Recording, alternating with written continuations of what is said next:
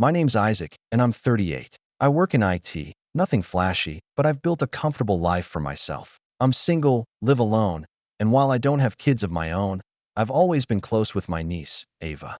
Or at least I thought I was. Ava is my older sister's daughter. My sister, Valerie, is one of those people who's always been good at making things look perfect from the outside.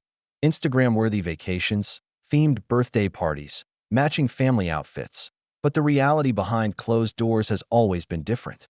She and I haven't been especially close since our 20s.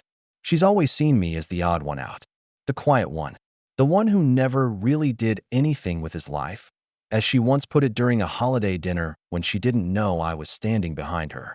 But Ava was different. She used to come over on weekends when she was younger. We'd build Lego sets and watch sci-fi movies. I taught her how to set up her first email account. She used to say I was her cool uncle, and it meant more to me than I ever let on. So when she got into college, a private one, out of state, with tuition fees that made my head spin, I didn't hesitate. Valerie had been panicking about how to afford it. Their financial situation wasn't great, and Ava didn't want to take out loans that would weigh her down for years. So I offered to help. I didn't want it to be a big thing. I just said, "Look, I've been saving up. I don't have kids of my own. Let me do this." Valerie didn't argue, not really. She just nodded, said thanks in a distracted kind of way, then launched into a story about how her husband had just lost his second job in 6 months. Ava gave me a hug and whispered, "Thank you, Uncle Isaac. I won't forget this." I smiled and told her to study hard and not worry about money. That was 4 years ago. Since then, I've been making direct payments to the university every semester. Quietly. No fuss, no family group chats, no demands for recognition. I even told Ava not to mention it if she didn't want to. I didn't want to create drama with her parents. I just wanted to help. And for a while, that was enough for me. But over the years, something started to shift. Ava called less and less. When she did, it was usually because she needed something. A new laptop, a little extra for books, an issue with her financial aid that I'd end up solving. I didn't mind, not at first. I figured she was just busy with school and growing up. But I'd still send care packages, snacks, warm socks in the winter, little things I thought she might appreciate. Most of the time, I didn't even get a thank you. Then came graduation. Valerie sent out a mass email with an invitation to Ava's graduation party.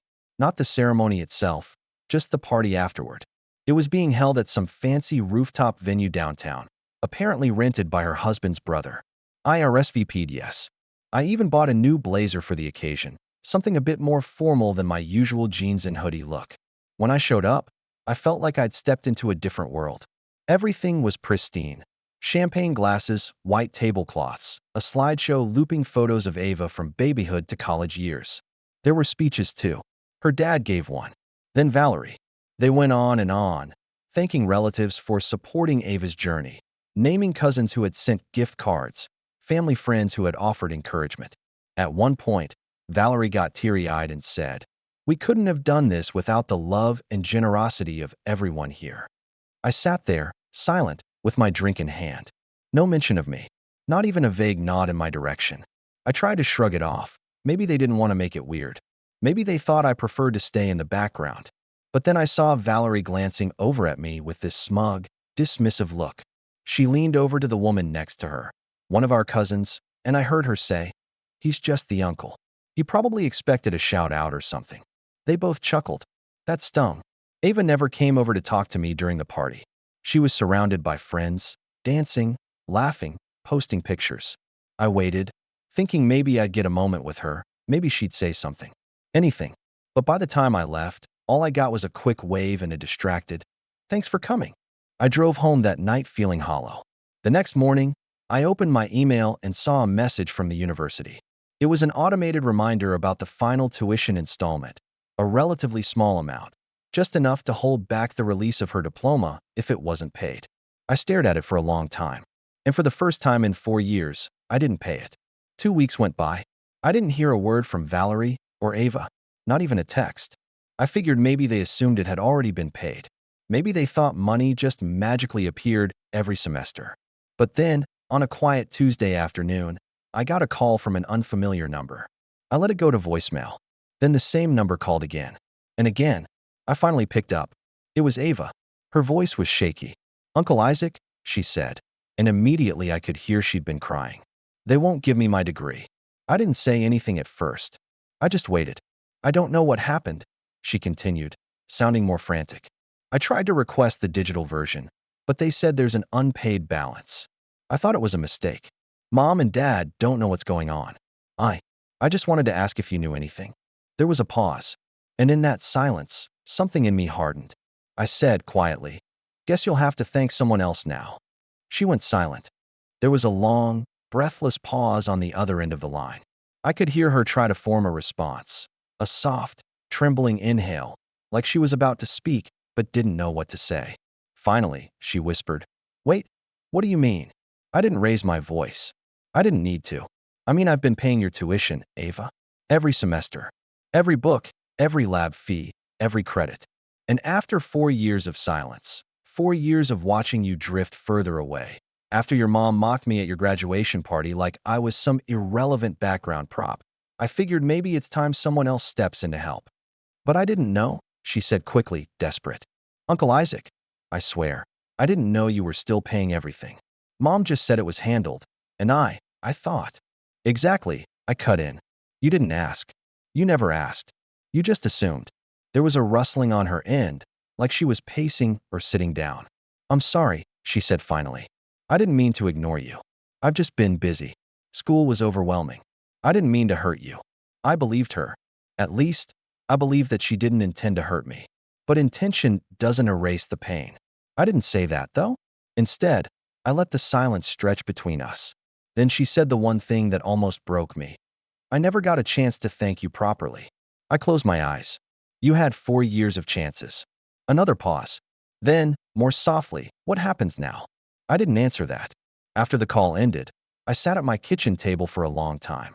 The email from the school was still open on my laptop. The cursor blinked next to the Pay Now button, almost like it was daring me. It wasn't about the money. I could afford the final payment without blinking. It was about what the money had come to represent. For years of loyalty, love, and effort, met with silence, indifference, and condescension. That smug look from Valerie haunted me. I'd replayed that moment in my head over and over. "You're just the uncle." As if I was lucky to even be allowed near them. The next day, I got a call from Valerie. I nearly let it go to voicemail, but curiosity got the better of me. I picked up.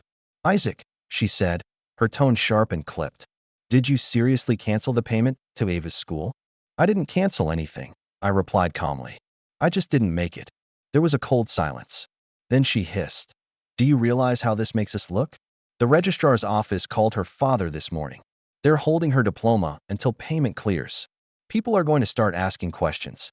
I almost laughed. That was what she cared about, how it looked. Not the emotional damage, not Ava's anxiety or confusion, but her own public image. "She deserves her degree," she snapped. "She does," I agreed. "And she'll get it.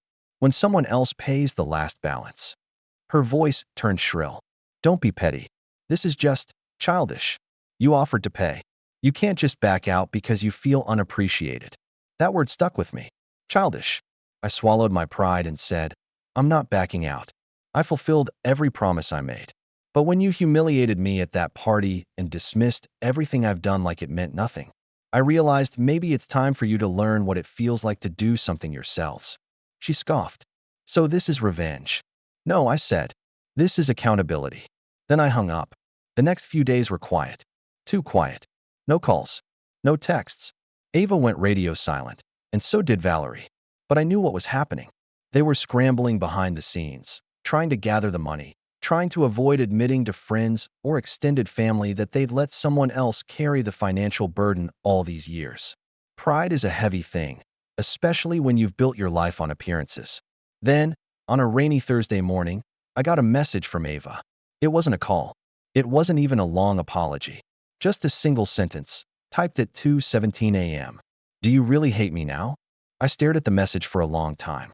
It sat there like a weight on my chest. I didn't hate her. I didn't think I ever could. But I was tired. Tired of being invisible. Tired of being used and overlooked.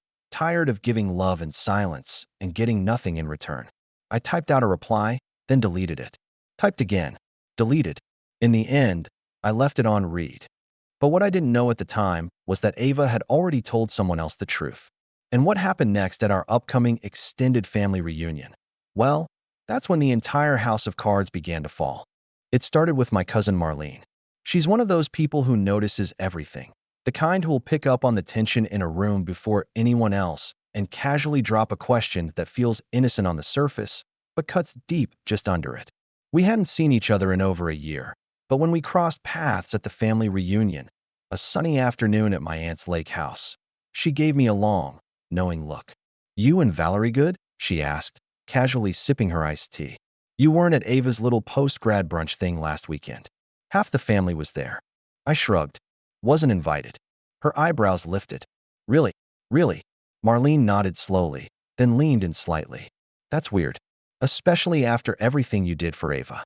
There was that moment again, the pause, the silence, the lead-in. I gave her a sideways glance. "What exactly do you think I did?" She hesitated. "Ava told me. About the tuition." I exhaled slowly and looked out toward the lake. The sun sparkled on the water, kids were laughing somewhere near the dock, and someone was setting up the grill behind us like it was any other normal day. "Did she tell you how her mom reacted?" I asked. "Oh," Marlene said, lowering her voice. "She didn't have to.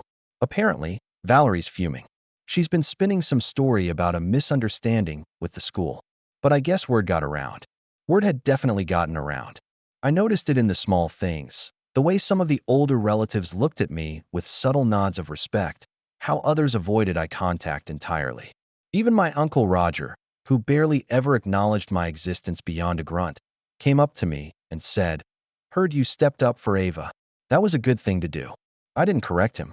I just smiled and nodded. Later that afternoon, I saw Valerie across the lawn. She was holding a plate of fruit, chatting animatedly with two aunts. When she caught my eye, her expression changed instantly. A flicker of guilt, maybe, or anger, or both. She excused herself and started walking toward me, that fake polite smile painted across her face. "Isaac," she said sweetly, "do you have a minute?" I nodded and followed her behind the house, where we had some privacy. Her smile vanished the second we were out of view. "You told people?" she snapped. "I didn't tell anyone," I said calmly. "Ava did." Her mouth tightened. "Well, now people are asking questions. Mom called me last night demanding to know why she didn't hear it from me. Aunt Rita thinks we're ungrateful freeloaders. And even your precious Marlene gave me a lecture about how family doesn't mean keeping secrets like this." "I didn't make you keep it a secret," I said. "I told you from the beginning that I didn't want recognition. I just wanted Ava to succeed." Valerie let out a humorless laugh. "Don't pretend this isn't about recognition. You wanted to be the hero. You wanted people to see how generous you are." I took a step forward, keeping my voice even. "No, I wanted to feel like I mattered. I wanted to believe that after 4 years of doing the right thing, I'd at least be treated like part of the family. But instead, you erased me from Ava's life. And now you're angry because you can't control the narrative anymore." Her eyes flashed. "You're so dramatic." "No," I said. "I'm just done being invisible." She opened her mouth, then shut it again. For the first time in a long while, she looked uncertain. "By the way," I added, "if you're worried about people finding out who paid for what, I wouldn't worry too much. I've got copies of all the invoices. Every single one." Valerie turned pale. I left her standing there and walked back toward the lawn. The scent of barbecue hung in the air, and someone was playing a guitar near the porch. A few kids ran past me, laughing. It was strange how normal the day felt, like the ground hadn't just shifted beneath us. But it had. The next week, I got another email from the university. This one was a formal notice. The final payment had been made. Not by me. I checked the transaction history just to be sure. It had come from a personal checking account in Valerie's name. And about an hour later, I got another message. This time, it was from Ava. No preamble, no greeting, just a photo. It was her holding her diploma, her eyes red, but smiling.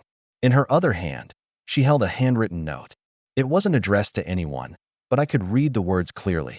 "To the person who believed in me when no one else did, I'm sorry I forgot that.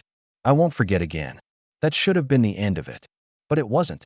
Because while Valerie had paid the final fee, what she hadn't counted on was the university's alumni office contacting me next, with a question that would send this story in a direction she never could have prepared for. A week after Ava sent the photo, I thought that would be the end of it. The storm had passed.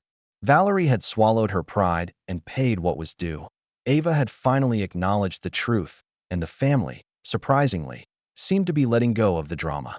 But then the email came from the university's Alumni Relations Office.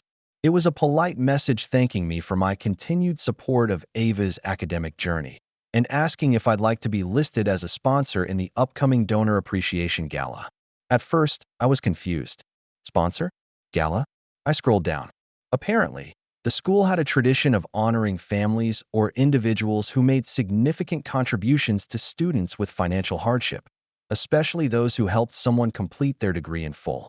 The admin mentioned that my name was on record as the payee for every semester except the last, and they were offering to send me a plaque, a formal letter of recognition, and a public thank you during the event. I stared at the screen for a long time. I'd never wanted public recognition. I really hadn't. But something about Valerie's reaction at the graduation, the condescending smirk, the dismissal, the quiet, calculated erasure, made me click yes. Not out of spite, not for revenge, but because I was tired of being the family ghost, the one who only existed when someone needed a favor. I didn't tell anyone about the gala. I didn't even RSVP for the event itself. But when the school posted about it on their website a few weeks later, complete with a photo of the honorees and a caption underneath my name, people noticed. Suddenly, the narrative changed. Now, relatives who hadn't said 2 words to me in years were calling to catch up. One uncle emailed me to say he was so proud of what I'd done. My grandmother, who always favored Valerie growing up, sent me a letter saying she wished she had known what I was doing sooner, that maybe she hadn't given me enough credit all these years. And Valerie? She was furious, absolutely livid. She called me one evening, voice tight and controlled. "You went public with this?" "No," I said plainly. "The school did. I just didn't stop them." She was silent for a few seconds. Then, "You're humiliating us." I gave a bitter laugh. "You did that yourself. For 4 years, you let me foot the bill for your daughter's future, then tossed me aside like I didn't exist. You and Ava had every opportunity to show some gratitude. All I ever asked for was basic respect. And when that didn't happen, I stopped paying. That's it. This is going to follow her," she snapped. "Do you know how it looks that she needed charity to finish school?" "Charity," I repeated, stunned. "Is that how you see it?" "Well, what else would you call it?" she said without missing a beat. "You're not her father. You're not even a parent. You were just a—" "Careful," I said, my voice cold now. "You're about to say something you can't take back." She didn't speak again. I hung up. A few days later, Ava came to my door. I live in a quiet neighborhood, not too far from the city, and I rarely get visitors. So when I saw her standing there, holding a box, I didn't know what to expect. "Hey," she said softly. I nodded. "Hi." She held out the box. "I baked these." I raised an eyebrow. "Okay." "No. I helped a friend bake these," she amended. "I mostly just stirred things. But they're for you." I took the box and stepped aside. "You want to come in?" She nodded and followed me in. We sat in the living room, and for a moment it felt like it used to, before everything got complicated. "I messed up," she said after a long silence. "Badly." I didn't say anything. I wanted to hear what she'd say next. "I didn't forget that you paid," she continued. "I just stopped thinking about it. I let Mom handle everything, and I let her tell me what to believe. She said you didn't want attention, that you didn't care, that you were weird and sensitive and probably doing it out of guilt for not having a family of your own." That stung more than I wanted it to. But I nodded. "I believed her because it was easier," Ava said, her voice cracking a little. "And when I heard you didn't make the last payment, I was shocked. Not mad. Shocked. It was like I'd been walking around in a fog and suddenly got smacked in the face with reality." I glanced at her. "So why are you here now?" She reached into her bag and pulled out a small folder. Inside was a handwritten letter, several pages long. "I wrote this," she said, "before I saw the alumni post. Before everything. I was going to mail it, but I wanted to give it to you in person. I needed you to hear me say thank you. Not because I'm scared or embarrassed, but because I finally understand what you did for me."